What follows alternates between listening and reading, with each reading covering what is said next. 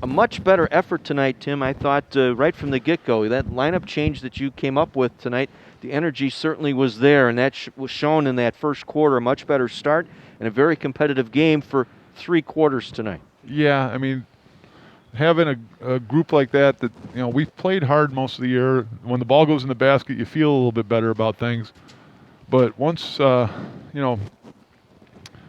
really good job most of the, probably the best 20 minutes we played in the first half.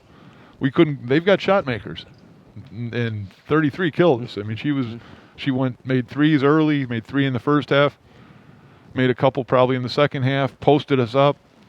Just couldn't get her under control. I thought we did a decent job on Williams. Swider made some shots, and the second half we kind of, we broke down on some stuff. A couple times we forgot what we were doing. Like, we have to be more openly communicating on the floor, not just from the bench, but knowing what we're in and executing it and getting the ball moving. Because when we did, we got our offense looked much better, and we made some shots. And first couple minutes of the third quarter, just kind of, what do they say? There's such a thing as shooting turnovers. We took 26 turnovers down to I think 14 tonight. But 2 of the shots we took in the first 2.5 minutes of the second half were bad. They were forced. We tried to get Amanda in a spot the first possession where we were going to empty the side out and let her drive behind once we cleared it. And she drove, and it didn't get cleared enough, and she drove into a pile of people and kind of threw a runner that was a tough shot for anybody to make when she might have been able to pitch that one out. So, sometimes you do stuff literally and intentionally, and sometimes you got to make a decision too. It's not the other team doesn't always comply with what I draw on the board. So we made some tough offensive decisions in the second half and took some bad shots, and they made some shots and stretched it out enough to be comfortably 6 or 8 points ahead. You came out tonight with a press. I thought the energy off the press tonight was kind of the key too to kept you in that ball game, particularly in the first half. Using that, forcing some turnovers off of that, and using that energy of pressuring the ball in the backcourt. Yeah, I mean, with this group, you have to give them some, especially against a team that's got capable scorers like that. You don't want to give them 40 minutes of lining you up in the half court and trying to run it down your throat. So we were able to break it up by pressing a little bit and seeing if we could get them out of order. It bothered them enough that they threw a couple passes away. It wasn't completely flawless because there's a couple times they could have had some layups when we kind of overcommitted a little bit, but the aggression was good. Some of the freshmen are learning how aggressively you have to be at this level against good players, and Wheaton's got good players, so we gave a couple possessions away physically. You're learning.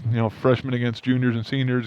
You gotta, once you get, what do they say? Everybody's got a plan till they get hit in the mouth. So we thought we had a plan, and some of those kids they got hit in the mouth, and now they got to figure it out because we get to see them in less than 48 hours. I thought Margaret Spear, not much on the score sheet, but when I look at it, she defended Williams for most of the night tonight, did a nice job on her for the most part, and as a freshman making her first collegiate start, she didn't turn the ball over tonight when she had possession. No, she's from a very solid high school program at Lake Zurich, and she knows how to play. We had to get her kind of ready. I think all these girls will benefit from strength, adding strength as we go forward. And she's one of them because she's longer, and that's what we talked about, trying to match up with Williams with a little bit more size than, like Ayana started the other day, and she did a great job too. I was the only reason I changed that one was because Margot's a little bigger, and I thought that'd work. But now, A did such a good job there that she can guard him too. But strength is something we got to get a little bit more of all the way across the board so we can compete. Thought the other key tonight was aggressiveness on the offensive glass. You out-rebounded them on the offensive side 11-9, but that was a pretty lopsided at halftime. I thought that was the key, too, in staying in the ball game. Bridget Barrett digging in after some balls underneath offensively to keep some possessions alive for you. Yeah, and again, that's a freshman kid that's got great heart and really competes all the time. She's still trying to match up what we want her to do and what she has to do against college players, and so sometimes it doesn't work out for her as much as you'd like.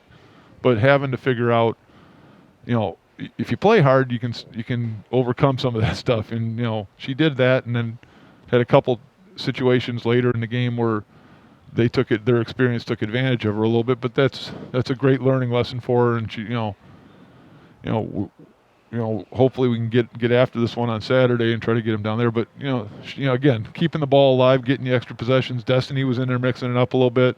Addie did a good job. I put her in there the first time. She didn't get off to such a good start, but I challenged her a little bit, and she did a really good job the second time. So those guys will get more chances. That's kind of how it is. You earn your keep in this game. You don't get to. I told them after the game, it's not the, eighth grade or eight-year-old soccer tournament. We don't get trophies for being close. We played pretty well, but there's some things we can clean up to get the reward of winning the game as a team. One other thing tonight, too, for your team, you move the ball. 15 assists tonight might be a season high for you, coming in averaging about 8 per game, and I know you want to be around that 16, 17 mark. So that was good. You got 5 players with three assists tonight. And that might be the thing that you miss on, just the flow of having multiple weeks of practice in the fall and playing over the holidays when you're playing non-conference games against people that aren't the quality of Wheaton and some of that, and where you can kind of maybe get paid off with a win by not being as clean. That's what we talked about in the second half. We needed to be a little bit more efficient offensively, getting the ball moving. And you can still see it because there's a lot of new people out there and a lot of new things happening where we get the ball, and if there's not a read to get the ball inside, you got to reverse it. But if you hold it, it's like you can kind of see the hamster on the wheel going, and you go, well, you can't hold it that long. If you don't have anything, it's got to get reversed now because the other team sees what's going on. If you hold it and look, and then a second later you go reverse it, they got out and got their hands and disrupted us in the first half a little bit. Well, it's a quick turnaround again with the scheduling this year. You don't get much chance to really just rest a little bit, recuperate, watch film, and then get after it again Saturday right away against this team down at King Arena. Yeah, I mean, the fact that we shot the ball so well was encouraging. I hope that's the new normal for us as we get things going. But it's going to be a tough one. It's always tough to play them on their home court, and this team needs progress, and this was a big step from feeling good about ourselves instead of getting punched in the mouth in the first quarter and being down and having games get away from us. We're still learning, and unfortunately with our youth, that margin for error is smaller. So when you forget a couple possessions or you do something physically wrong or take a bad shot, we don't have a lot of room to cover that right now. So it was a good job. Not good enough. Like, you always, that's why they keep score for you. But I'm proud of our step. I was a little scared. Like we talked, we were really good in practice Monday and Tuesday. Yesterday, not so really bad. I mean, to the point where I almost pulled the plug on it. Like, let's just get out of here. And so that's one of the things that I think they're learning too, is you have to be consistent with your preparation for practice and the games, so that when you get in the game, it becomes second nature.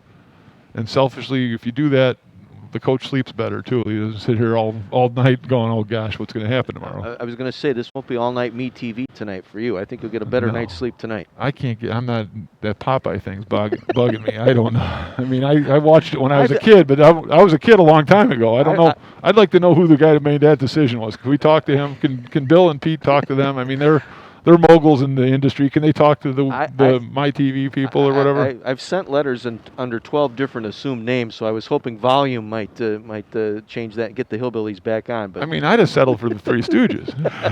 I mean, the cartoons are a little hard to get back into. I mean, well, Coach, good luck Saturday against this Wheaton Thunder team. Hang in there. Light is at the end of the tunnel here, and it's not a racing train here. I think this team is starting to figure out what it's going to take to play consistent basketball. Yeah, everybody got on the floor, did a nice job.